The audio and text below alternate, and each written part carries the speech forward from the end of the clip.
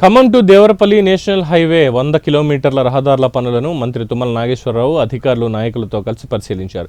పనులకు సంబంధించిన వివరాలను అడిగి తెలుసుకున్నారు.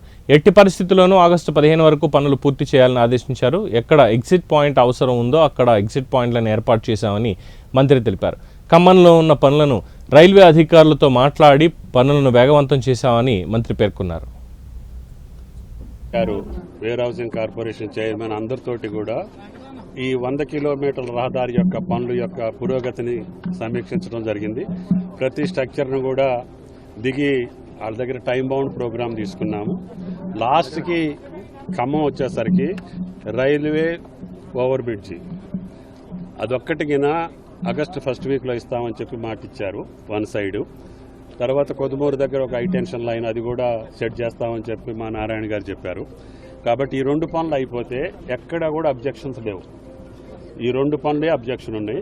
అది రైల్వే వాళ్ళతోటి మాట్లాడతాము, ఇది ట్రాన్స్కో వాళ్ళతోటి మాట్లాడి, ముఖ్యంగా ట్రాన్స్కో వాళ్ళతో కూడా ఇబ్బంది లేదు. అక్కడ రైతులతోటి మాట్లాడేసి ఆ టవర్ ఎక్కడ పెట్టాలనేది టెక్నికల్గా డిసైడ్ చేస్తే ఎక్కడా కూడా ఖమ్మం జిల్లాలో NHAIకి ఏ రకమైనటువంటి ఆటంకాలు లేవు.